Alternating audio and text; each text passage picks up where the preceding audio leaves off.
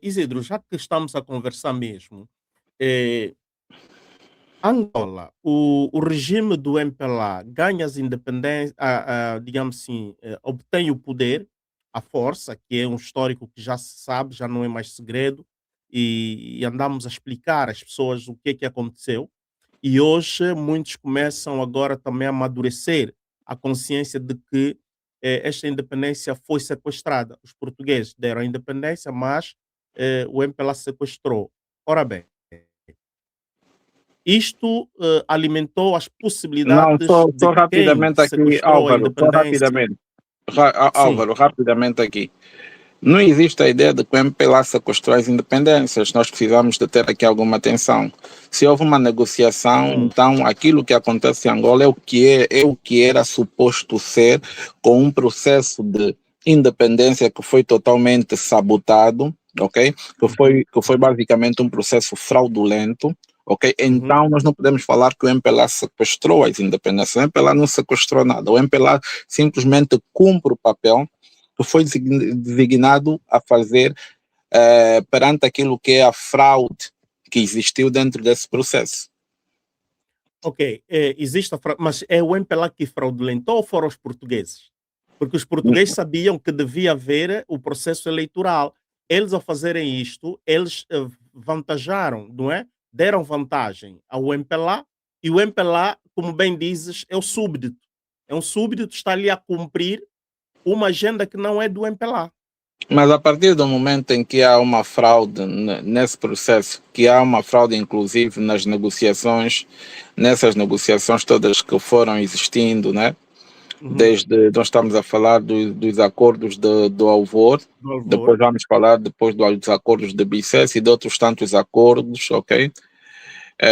Nós aqui não estamos simplesmente a trazer à tona de que não houve propriamente, se houve um sequestro das independências, esse sequestro não foi o MPLA que o fez sozinho. E nós continuamos a dizer aqui que a Europa estava fragilizada, a queda de determinados regimes a nível da própria Europa e etc. E que as operações no território africano foram se tornando insustentáveis e dessa forma as potências coloniais engendraram pela construção de independências politicamente orientadas como forma de, ok, Uhum, uhum. preservar o seu poder, a sua autoridade e a sua influência nos territórios colonizados.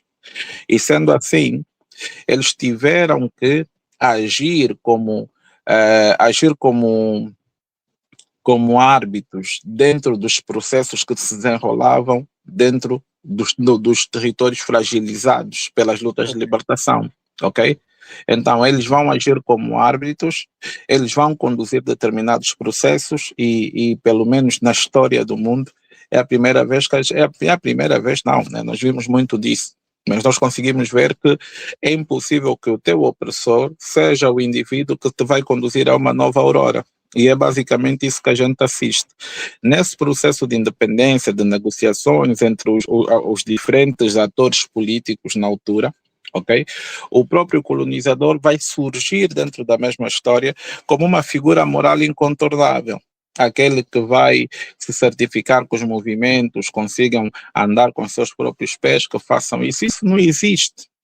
Mas, Porque Isidro, também, porque também há uma falsificação aqui. Nós temos que compreender bem a história de Portugal. Portugal conseguiu trazer uma perspectiva que havia um desacordo interno entre aquilo que era a estrutura erguida por Salazar, que era o Portugal imperial, e as novas correntes políticas que foram surgindo dentro de Portugal. É como se eles tivessem desenhado uma falsa ruptura com o sistema salazarista para poder ganhar legitimidade, ok, de operar dentro do processo das independências angolanas.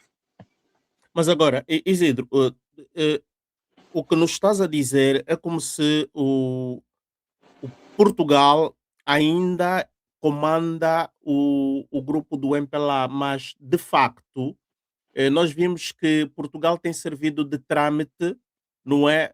E quem de facto tem o poder sobre o MPLA, e o MPLA é o yes man, são os americanos, os franceses, os ingleses. A Rússia já não tanto assim, ok? E vimos o problema que tivemos na era José Eduardo dos Santos, em que os dinheiros angolanos, não é, começaram a comprar grandes empreendimentos, comprar grandes empresas, grandes negócios em Portugal. Olha Portugal só, começou a ter antes, medo, permita antes de só. ir antes de ires por esse caminho, é preciso Ah, desmistificarmos aqui algo que também as pessoas perguntam muito: pois. Revolução dos Cravos. A Revolução dos Cravos foi basicamente um acontecimento simbólico que serviu para cimentar a ideia de que houve uma ruptura em Portugal com o regime salazarista e que o regime Hum, salazarista era o regime que oprimia, inclusive, todas as estruturas políticas de Portugal, para trazer a ideia de que essas estruturas já não concordavam com a continuidade do próprio colonialismo, com a continuidade do sistema colonial. Então, você assiste que há um processo de engenharia política e social dentro da Revolução dos Cravos. A ideia de indivíduos que vão entregar só rosas, aquilo foi simbólico, foi justamente para juntar a revolução que houve em Portugal com as independências que aconteceram dentro do continente. Por hum, acaso, a independência de Angola. Muitos dizem que a Revolução dos Cravos foi uhum, um fator extremamente importante para a independência, para a independência das colônias portuguesas em África. Portanto, a Revolução dos Cravos teve um papel de engenharia, não teve um papel propriamente determinante, porque a Revolução dos Cravos foi algo assim muito poético.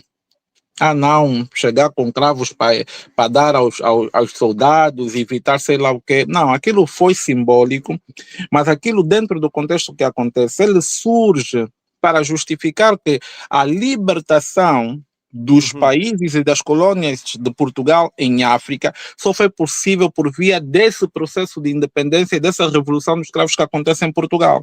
Juntando esses pontos, automaticamente o mediador que vai assistir todo o processo de negociação entre os movimentos de libertação, ele ganha autoridade perante os nossos mais velhos.